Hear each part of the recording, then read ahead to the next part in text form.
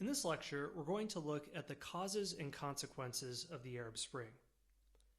This was a movement that erupted in 2011 and is still continuing today, albeit in a very mutated form from its original protest movement, and it was aided by social media such as Twitter and Facebook.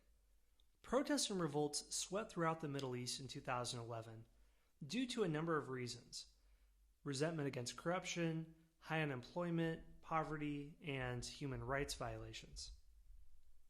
After this lesson, you'll understand how internet age uprisings start, how unstable repressive regimes in the Middle East have become more susceptible to decentralized networks, and how in some ways youths in these countries are more empowered than they've ever been before.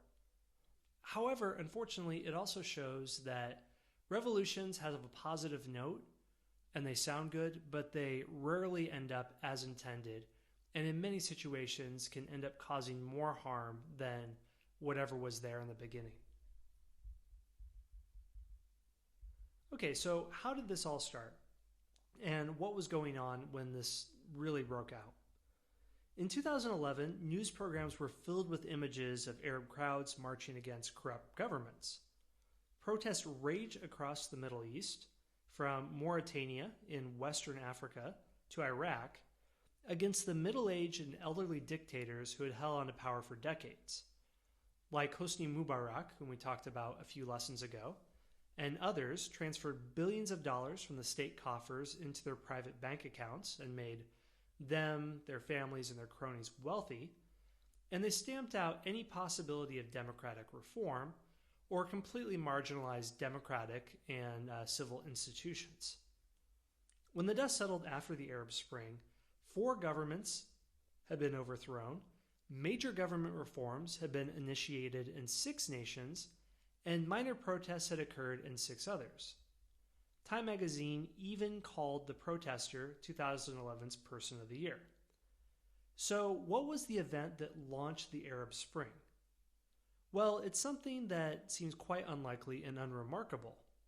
But interestingly enough, it all started with a 26-year-old Tunisian vegetable vendor. On December 7, 2010, Mohamed Bouazizi set himself on fire after an argument with a government official, and it was over whether he'd be permitted to sell his fruits and vegetables. Why did he do this over such a seemingly trivial matter? Well, it was after a lifetime of events like these and the straw that broke the camel's back. He'd received insulting treatment from local officials and decided to make a dramatic stand against a system that he felt like he was completely helpless, of endemic corruption and nepotism that he thought whatever he did, he could never break through. The system was headed by Tunisian President Ben Ali, who had lived in obscene wealth for 23 years, while the majority of Tunisians in the North African state struggled to remain above the poverty line. His death became an instant sensation. Sympathetic citizens rioted after his death, tweeting about his messages on Twitter and allowing communication between themselves that would have been impossible in the newspaper age, or with telephones when communication could be much more easily monitored by the government. Soon tens of thousands of people gathered, spreading the word via social media like Twitter and Facebook, and swapping insulting images of Ben Ali, which would have been unthinkable prior to these events. Within a week, unrest had escalated to the point that 2,000 police were dispatched in an attempt to stop the riots. By January 14, 2011, Ben Ali had fled to Saudi Arabia. The rapid success of the protests proved contagious and rapidly spread to other Middle Eastern countries. These countries suffered from the same problems that had created pent-up resentment in Tunisia: chronic unemployment, few opportunities for the educated, and entrenched cronyism that ensured wealth only stayed among the politically well-connected. Along with that, a general lack of democracy and gross human rights violations that were haphazardly applied, and really no consistent rule of law. In the coming months, it would see President Hosni Mubarak of Egypt resign on February after 18 days of protests.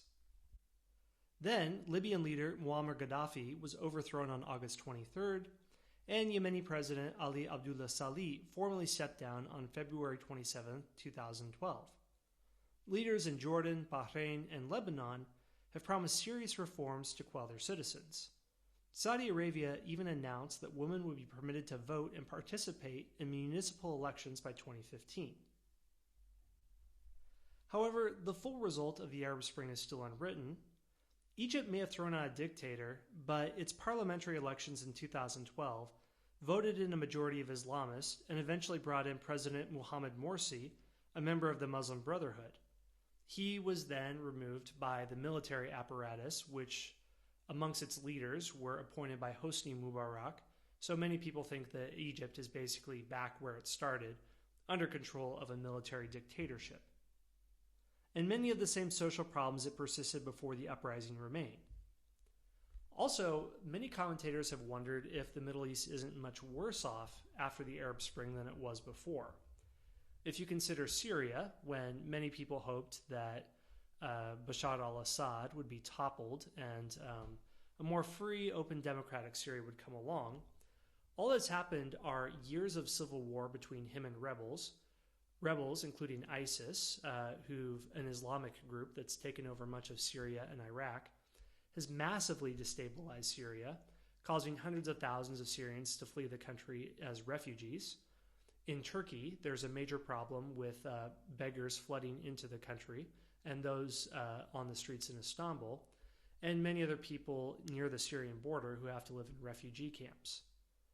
And if you look at other countries, for example, Libya, after Muammar Gaddafi was removed, the country essentially fell apart, with militias still squabbling for power and the country remaining mostly leaderless. As a result, Al-Qaeda has been able to extend far into Africa, massively destabilizing Mali. So while the word revolution does have a positive sound, particularly amongst Americans who are familiar with the Revolutionary War, revolution rarely has a positive outcome.